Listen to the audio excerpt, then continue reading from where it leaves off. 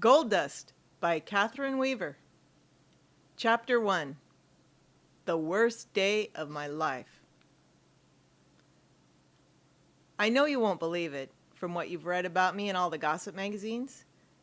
People tell me I must have always been star material. I wasn't.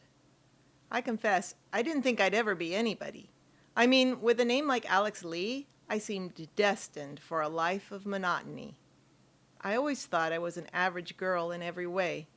Average height, average weight, average brown hair, and no imagination. How could I win? But as long as I'm making confessions, I've got to admit that how I got to where I am now is the most bizarre story ever. No one will ever believe it in a million years. But I have to tell someone. Okay, so are you ready?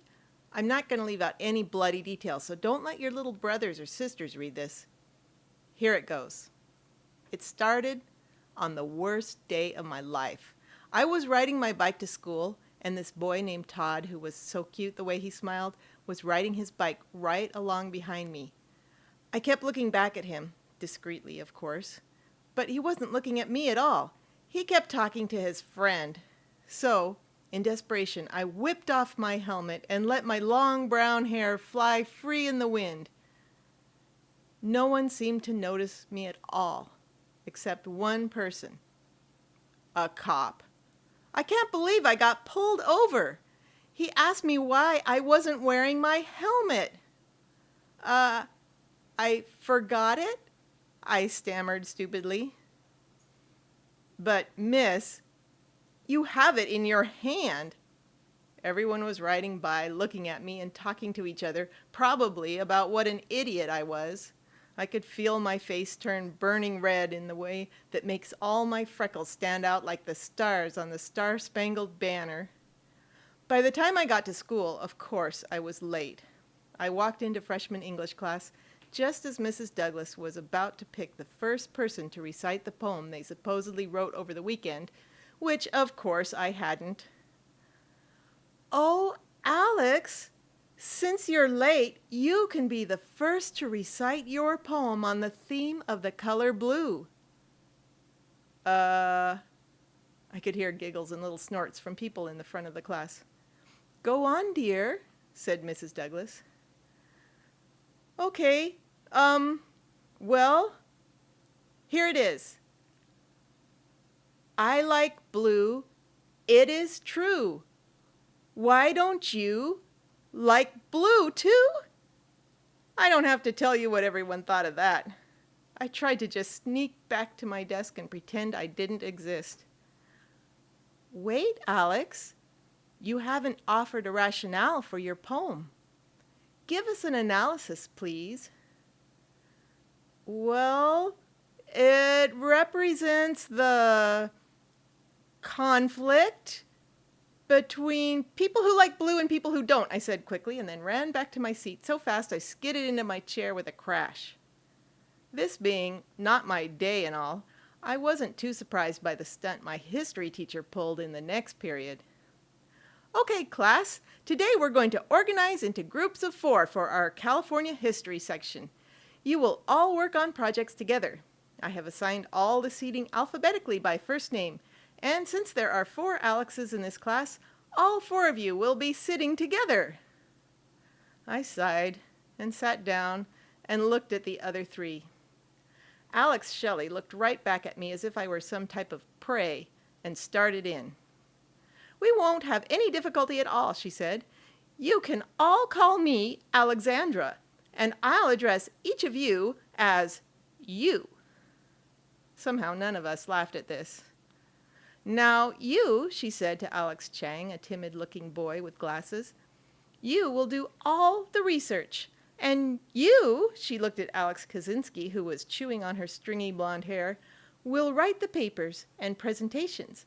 And you," she looked at me, "will do all the artwork." I suddenly blew out all the air I'd been holding in and ended up sounding like a horse. "What do you mean? I can't draw. I can't do any kind of art. This is stupid." Alex squinted her eyes. Don't you know anything about homework? Are you Chinese or not? I'm not Chinese, I insisted. I'm part Japanese, and I don't know what that has to do with whether I can draw or not. Well, your mom is an animator for Trip the Light Fantastic, and if you knew anything about homework, you'd get her to do the artwork for you, Alex said with a sneer. You leave my mom out of it. This has nothing to do with her. I'm 14 years old and I can take care of myself. I felt my face turning red again. But no one noticed, so it was probably permanently red that day. I thought I would feel better playing my clarinet in band the next period, but we didn't play. We all went out into the street and practiced marching. Since this is pretty much how I imagined hell, I wasn't cheered up at all.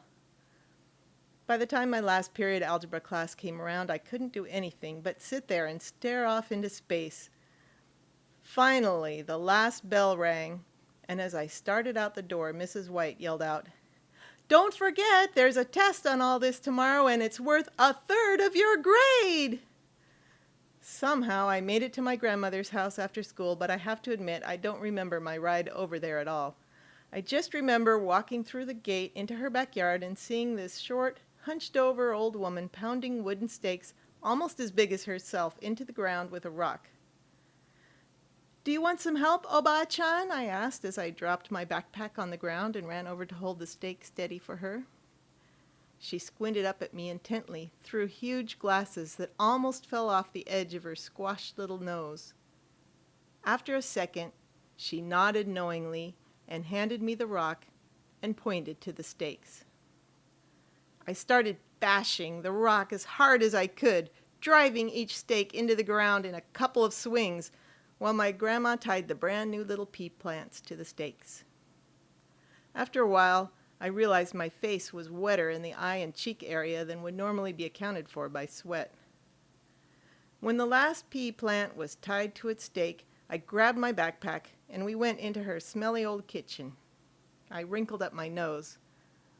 "I have something special for you, Alex-chan. Just flatten out that dough and spoon the anko in the center. We'll wrap them up and steam them, and you'll have some manju to take home with you." I didn't have the heart to tell her that the smell and feel of red bean paste repulses me. So I tried to pretend that this was the most fun I'd had all day.